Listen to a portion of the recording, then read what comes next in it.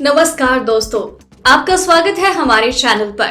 मैं आशा करती हूँ कि आप सब ठीक और स्वस्थ होंगे। तो चलिए इसी के साथ बढ़ते हैं आज की खबरों की ओर। दोस्तों, आज का दिन हम पूरे देशवासियों के लिए बहुत बड़ा दिन है। आज का दिन इतिहास के पन्नों में लिखा जाएगा, क्योंकि आज पीएम मोदी ने अयोध्या में राम मंदिर का शिलान्यास किया। इसी के साथ आज से देश में अनलॉक 3 की भी शुरुआत हो चुकी है। चलिए आज क्या क्या हुआ और क्या क्या होने वाला है, इसकी सटीक जानकारी हम आपको इस वीडियो में देंगे। बस आपको इस वीडियो के साथ अंत तक बने रहना है। इसी के साथ ही दोस्तों, आपको ले चलते हैं आज की मुख्य सुर्खियों की ओर, जहां आपको सबसे पहले बताएंगे देश में कोरोना का क्या है हाल। वहीं बताएंगे धोती कुर्ते में अयोध्या पहुंचे पीएम मोदी, ऐसे रखी राम मंदिर की नींव। जाने क्या क्या हुआ। साथ ही भूमि पूजा से ओवैसी ओवैसी ने कहा बाबरी मस्जिद थी और रहेगी इंशाअल्लाह। वहीं भूमि पूजन हुई खत्म, जाने कब और कितने समय में राम मंदिर होगा तैयार। इसी के साथ अगली खबर में आपको बताएंगे आज आपके राज्य का मौसम का हाल। वहीं बताएंगे पेट्रोल डीजल के आज के दाम। बड़ी खबर, सुशांत सिंह राजपूत केस की अब जांच करेगी सीबीआई, सुप्रीम कोर्ट को केंद्र ने बताया। साथ ही बताएंगे 2.5 करोड़ और किसानों को सबसे सस्ता लोन देगी मोदी सरकार, सिर्फ 4% लगेगा ब्याज, ये होगा फायदा। वहीं हर महीने 100 रुपए आएगा बिजली का बिल, सरकार की इस योजना का आप भी उठाएं लाभ। जी हाँ दोस्तों, ऐसी और भी कई बड़ी खबर और अपडेट निकल कर आ रही है, जिनकी सटीक जानकारी आपको इस वीडियो में देंगे। लेकिन उससे पहले आपसे एक छोटी सी रिक्वेस्ट है। मुझे इस वीडियो को बनाने में काफी मेहनत लगती है, तो उस मेहनत के लिए इस वीडियो पर एक लाइक जरूर कीजिएगा और साथ ही वीडियो के नीचे दिए गए लाल बटन को दबाकर चैनल को जरूर सब्सक्राइब कीजिए और पास में वो जो घंटी का छोटा सा बेल आइकन नजर आ रहा हो उसे भी दबा दीजिए, ताकि आपको दिन भर की सारी बड़ी खबरों की जानकारी लगातार मिलती रहे। तो चलिए दोस्तों, एक एक करके सभी बड़ी खबरों के बारे में जान लेते हैं। इसी के साथ आइए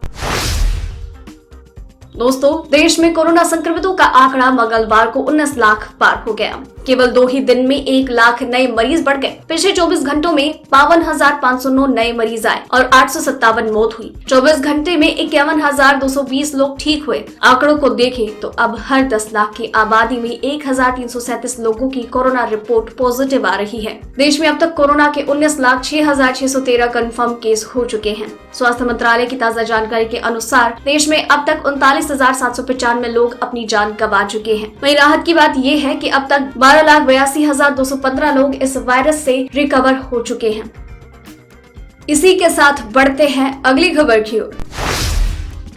राम की नगरी अयोध्या में मंदिर निर्माण की आधारशिला रखने के लिए प्रधानमंत्री नरेंद्र मोदी अयोध्या दौरे पर गए। सबसे पहले पीएम मोदी ने हनुमानगढ़ी जाकर बजरंगबली का आशीर्वाद लिया। इसके बाद पीएम मोदी ने रामलला के दर्शन किए। फिर बाद में भूमि पूजन के अनुष्ठान में बैठे। भूमि पूजन में पीएम के साथ योगी आदित्यनाथ, मोहन भागवत, आनंदीबेन पटेल मौजूद थे। इसी के साथ ही पीएम मोदी ने भूमि पूजन के बाद मंदिर की नींव रखी। वहीं इसी के साथ उनका सालों का इंतजार खत्म हो गया। बता दें कि पीएम के तौर पर आजादी के बाद पहली बार किसी नेता ने रामलला के दर्शन किए हैं। हालांकि नरेंद्र मोदी से पहले इंदिरा गांधी से लेकर राजीव गांधी और अटल बिहारी वाजपेयी ने पीएम रहते हुए अयोध्या का दौरा किया था, लेकिन उन्होंने राम जन्मभूमि से दूरी बनाए रखी।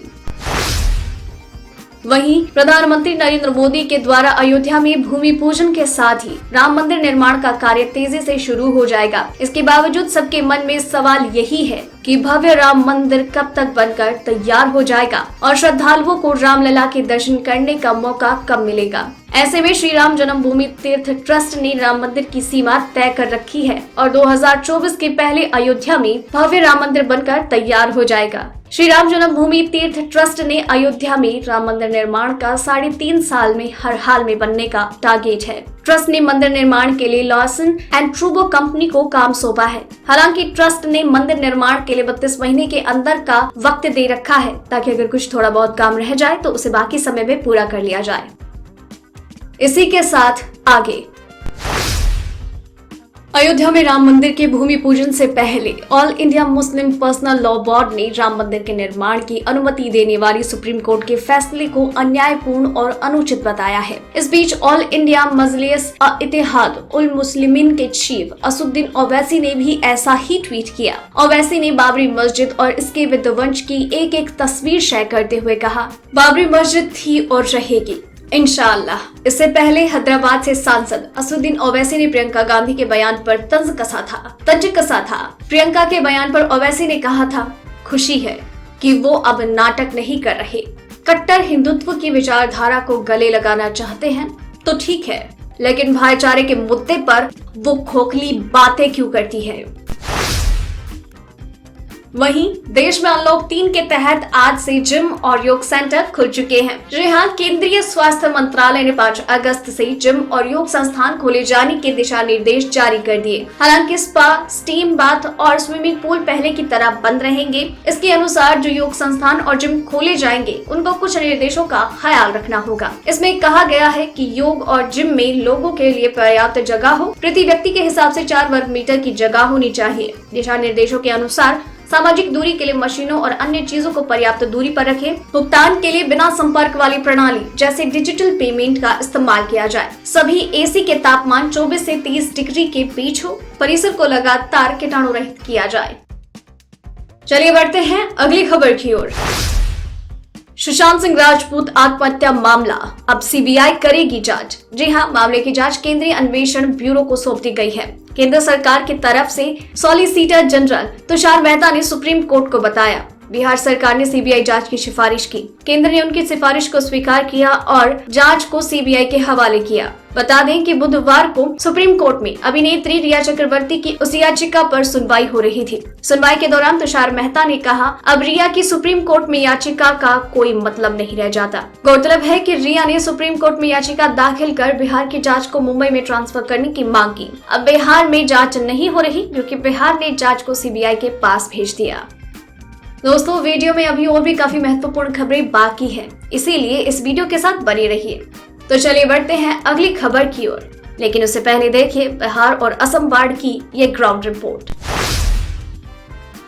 असम में बाढ़ की स्थिति में सुधार जारी है क्योंकि बाढ़ का पानी लगातार कम हो रहा है। हालांकि 15 जिलों के 1.96 लाख लोग अभी भी बाढ़ से प्रभावित हैं। असम राज्य आपदा प्रबंधन प्राधिकरण ने अपने बुलेटिन में कहा, बाढ़ का पानी बारपेटा और दक्षिण सालमारा जिले से सोमवार से कम हो रहा है और प्रभावित लोगों की संख्या में 1.93 लाख लोगों की कमी आई है। रविवार को 19 जिलों के 8.54 लाख लोग बाढ़ से प्रभावित थे।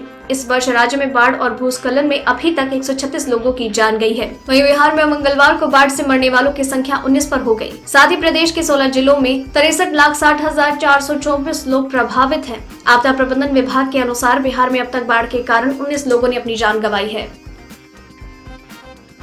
वहीं दिल्ली एनसीआर के आसमान में छाए बादल मंगलवार को कुछ जगहों पर बरसे तो लेकिन इसका गर्मी और उमस पर कोई असर नहीं दिखा। भारतीय मौसम विज्ञान विभाग के अनुसार बुधवार के साथ अगले 2 दिनों तक बादल छाए रह सकते हैं और हल्की बारिश की संभावना है। ऐसी बारिश से गर्मी और उमस से राहत मिलने की उम्मीद नहीं के बराबर है। स्काईमेट वेदर के अनुसार गुजरात के उत्तर पूर्वी हिस्सों में जहां अब तक बारिश बहुत कम हुई है, 5 से 7 अगस्त के बीच मूसलाधार बारिश हो सकती है। मुंबई और मराठवाड़ा सहित गुजरात, दक्षिण और दक्षिण पूर्व राजस्थान और मध्य प्रदेश में हल्की बारिश हो सकती है। इसके अलावा दिल्ली, हरियाणा और पंजाब लगभग सूखा रहेगा। इसी के साथ बढ़ते हैं अगली खबर की ओर। सरकारी तेल कंपनियों के द्वारा आज पेट्रोल और डीजल की कीमत में कोई बदलाव नहीं किया गया। आज दिल्ली में पेट्रोल की कीमत 80.43 रुपए प्रति लीटर है। वहीं डीजल की बात की जाए तो ये 73.56 रुपए प्रति लीटर है। IOCL की वेबसाइट के अनुसार कोलकाता, मुंबई और चेन्नई में 1 लीटर पेट्रोल की कीमत क्रमशः 82.05, 87.19 और 83.63 रुपए है और डीजल 77.06, 80.11 और 78.86 रुपए है। बता दें कि 30 जुलाई को दिल्ली सरकार ने डीजल के दाम में 8.36 रुपए की कटौती, जिससे दिल्ली में डीजल का दाम 73.56 रुपए प्रति लीटर है। वहीं इजरायल और सीरिया के पड़ोस में स्थित देश लेबनान की राजधानी बेरूत में मंगलवार को काफी बड़ा धमाका हुआ। हादसे में करीब 4000 लोग घायल हुए और 78 लोगों की जान गई है, लेकिन पीड़ितों के आंकड़े आगे भी बढ़ सकते हैं। धमाके को छोटे परमाणु बम जैसा विस्फोट कहा जा रहा है। कुछ रिपोर्ट्स के अनुसार कहा जा रहा है कि ये धमाका बंदरगाह के पास स्थित उस गोदाम में हुआ जहां कथित तौर से एक जहाज से जब्त किया गया 2750 टन विस्फोट रखा गया था। रिपोर्ट के अनुसार बेरूत में हुए विस्फोट का आकार हिरोशिमा में किए गए परमाणु बम विस्फोट के 5वें हिस्से के बराबर था। विस्फोट से करीब 3 किलोटन TNT एनर्जी पैदा हुई। लेबनान की सरकार का कहना है कि 2750 टन अमोनियम नाइट्रेट 2014 से बंदरगाह पर रखी हुई थी। धमाका इतना बड़ा था कि करीब 200 किलोमीटर दूर तक आवाज सुनाई दी। इसी के साथ बढ़ते हैं अगली खबर की ओर। पीएम किसान सम्मान निधि योजना और किसान क्रेडिट कार्ड योजना के लाभार्थियों के बीच अब करीब 2.5 करोड़ लोगों का अंतर है। इन किसानों को केसीसी उपलब्ध करवाने की तैयारियों में सरकार जुट गई है। केंद्रीय कृषि राज्य मंत्री कैलाश चौधरी के अनुसार 2.5 करोड़ किसानों को 2 लाख करोड़ रुपए का आसान और रियायती क्रेडिट उपलब्ध कराया जाएगा। सरकार की कोशिश है कि कोई भी किसान साहूकारों से लोन ना ले, क्योंकि उसकी ब्याज दर काफी ज्यादा है और किसान इस कर्ज के दुष्चक्र से बाहर नहीं निकल पाता। जबकि सरकारी लोन लेने पर सालाना सिर्फ 4% ब्याज लगता है, जो देश में किसी भी लोन पर सबसे कम दर है। पिछले दिनों केंद्र सरकार ने 111.98 लाख नए किसानों को केसीसी योजना से जोड़ा, जिसके तहत 89,810 करोड़ रुपए का सस्ता कर्ज दिया गया। वहीं अगर आप बिजली के महंगे बिल से परेशान हैं, तो सरकार की योजना आपके लिए बेहतर साबित हो सकती है। इस योजना के तहत 100 यूनिट तक बिजली का बिल मात्र 100 रुपए आता है। बता दें कि मध्य प्रदेश सरकार ने इंदिरा गृह ज्योति योजना की शुरुआत की। इस योजना से उपभोक्ताओं और सरकार दोनों को फायदा हो रहा है। इस योजना के तहत जहां लोगों का बिजली का बिल बहुत ही कम आता है, वहीं सरकार को भी बिजली की बचत होती है। मध्य प्रदेश सरकार की इंदिरा गृह ज्योति योजना के तहत 100 यूनिट तक बिजली खर्च करने वाले परिवार को 100 रुपए में ही बिल चुकाना होता है, जबकि 150 यूनिट बिजली खर्च करने पर बिल बढ़कर 384 हो जाएगा। वहीं अगर कोई इससे ज्यादा बिजली का यूनिट खर्च करता है तो इस योजना का लाभ नहीं मिलेगा। बता दें कि इस योजना के लाभार्थियों को अलग रंग का बिल आता है। दोस्तों, आज की खबरों में बस इतना ही। अगर आपको भी ये खबरें अपने मोबाइल पर हर दिन यूं ही चाहिए, तो इस वीडियो के नीचे दिए गए इस लाल बटन को दबाकर चैनल को सब्सक्राइब कर लीजिए। साथ ही साथ साइड में दिए गए इस घंटी को भी दबाएं।